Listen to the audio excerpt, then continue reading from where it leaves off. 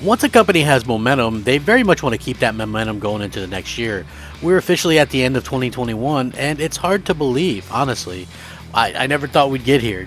With everything going on in the world and with the shortages and things like that, you just never know what's going to happen next. And to see that we're, a mere day and a half, a couple days away from the next year, 2022, man, that is just crazy when you think about it. And I think, Microsoft obviously wants to keep their momentum. Sony wants to keep their momentum. Listen, I realize 100% that, Sony is winning the console war in terms of they're selling more consoles. And we'll probably never know the amount of consoles that Microsoft sells. That doesn't seem to be their MO. And they're perfectly fine with that. I'm not saying that I would love to know how many consoles they sold, right? Like, I get the reason why they're not doing that, but for me personally, yes, absolutely, I would love to know what they're selling and how many they're selling, all that kind of good stuff. To wait, the way things are kind of working out right now, it's a little bit weird, but hey, I think all around you have some momentum, right? You have PlayStation; they're going to have a ton of momentum going into next year. You're going to be seeing Horizon Forbidden West in February, Gran Turismo 7 in March. It looks like Forspoken in April. Then you're going to have apparently even in January, you get the Uncharted remasters or whatever. I mean, for $10, I'll give those two games a whirl again. Why not, right? So that's something to go through and play again. Then, of course, you're going to have God of War Ragnarok. So Sony has a lot going for them, clearly, and they'll continue to do things. Microsoft, with this announcement, they're going to have a lot of things going for them, too. So it's going to be a pretty good idea of what's going on, and I'm excited about it. It's going to be a good video. You're not going to want to miss it, trust me.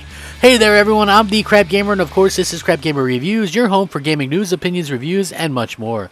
You'll probably notice some changes around here, and hopefully that doesn't stop you from at least giving us a like, and possibly even consider subscribing if you haven't already done so. Thank you so much for choosing to spend some of your free time with me today. It really does mean a lot. You guys are amazing, and it's just one of those things where I can't express enough gratitude. So thank you guys so much for rocking out with me. Now, we know that I have certain ideas on Game Pass, right? I think Game Pass is a solid thing. It's not something that I've used a ton. I'm definitely more willing to give it a chance now than I was previously. But still, it's not going to be something that I probably use a ton. But going into next year, it looks like there's going to be a lot of games to take advantage of Game Pass, which I think is going to be a huge thing, and I'm really excited to see exactly what can happen there and what's going to happen in the future with everything that's going to happen with Game Pass. So now we're going to see this pretty big announcement, this amazing bit of news, and it even kind of blows me away. Even if all the games aren't things that I'm particularly interested in, I do think that it is something that we can look to and go, hey, that's so weird but so good. No wonder they have so much going for them. So Game Pass for 2022 already has 31 confirmed day one titles. 31. Think about that.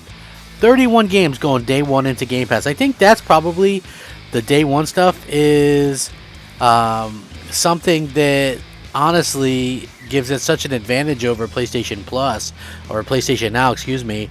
But yeah, it's going to be interesting to see how this works out. But 31 games is just incredible to think about, right? So we're just a few days away, or a little bit away from the new year, with plenty of new games and new surprises. Also, new additions to Xbox Game Pass. So what should we expect? Well, it turns out that there's already 31 titles confirmed for Xbox's subscription service in 2022. Of which all are being released on day one of their Xbox premiere, most often a world premiere, but in some instances games are already launched for another format. Amongst them are also Microsoft titles like Redfall and Starfield. Now, they did a good job of kind of putting this together, and I'm going to read some of these off for you guys.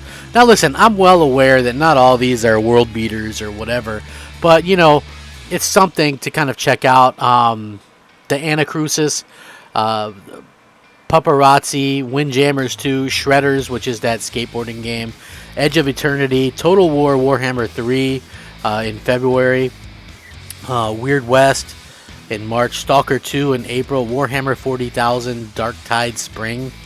Yeah, so there's that.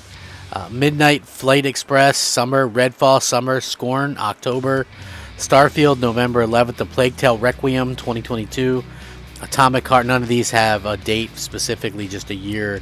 Let's see, Chinatown Detective Agency, Crusader Kings 3, Frog Detectives, Hello Neighbor 2, Loot River, Nobody Saves the World, Party Animals, Pigeon Simulator, Replaced, Signalis, Slime Rancher 2, Sniper Elite 5, Somerville, Trek to Yumi. So there's a lot of games to play. And listen, this isn't even counting some of the stuff that could potentially come out. Like, it looks like we might get that Forza Motorsport or whatever. We're probably going to get some Halo DLC at some point in terms of Forza Horizon. It looks like we'll probably get some kind of thing from that as well. So yeah, you know, we're getting lots of games, lots of things are coming out. It's a very exciting time. 31 though already confirmed for day one. And you know what, listen, not all those might not release. I get it. You know, some of those might release at a later time or a later date, and games can get pushed back. You know, that's just something that realistically happens to video games time and time again. So at any rate, I think that it's very interesting that you have 31 games there ready to go, and that could be not even the half of it when it comes down to everything that's said and done. So, you know, again, an extremely exciting time. That's a lot of momentum to keep into next year, and I'm sure Microsoft is very excited by their prospects of having all this great stuff to kind of showcase and to go, oh, okay, well, that's day one, you know. And I know some people might be thinking, oh, well, they also have you know, that game from Remedy, Crossfire, but I regret to inform you guys that, you know, Crossfire X isn't in Game Pass, unfortunately. So yeah, that's kind of a bummer, but you know, it does look good. I'm not gonna lie, like I was a little bit surprised personally about that game with how good it looked, because Remedy's never done anything like that. But you know, they've actually looks really good. Looks like they've done a good job getting it out and kind of getting everybody excited by what's going to be released there. And I think that's probably one of the things that Microsoft is going to have to rely on next year, because when we look at what Microsoft's idea is versus what Sony's idea is, I think there's pretty much a distinct difference there. And one of the distinct differences is there's not anything outside of like Starfield that you would look at and go, holy cow, that's like a huge deal or whatever, right? Like that's something that I think is going to really kind of bridge gaps and get people excited about, you know, Xbox and Game Pass and all that kind of stuff. So yeah, there is that. And you know, at the end of the day, I feel like when it comes to what Sony is offering, theirs is a much more traditional type of thing, where they're going to say, hey, look, we've got a steady flow of exclusive content coming throughout the year and some other things, so that's why you should, you know, buy a PlayStation or what have you. Where I think Microsoft realizes they don't have a ton of these you know, big name games throughout the year the way that Sony does, so they're going to be relying on some of these smaller titles and things like that to kind of carry them through. And I get that these aren't really exclusive for the most part, but still very interesting kind of tactic by Microsoft, and it's exciting to see, you know, so many people are going to be able to play all these different games and things like that. So a lot of momentum going for Microsoft. Everybody's talking about what they're doing. It's a very exciting time.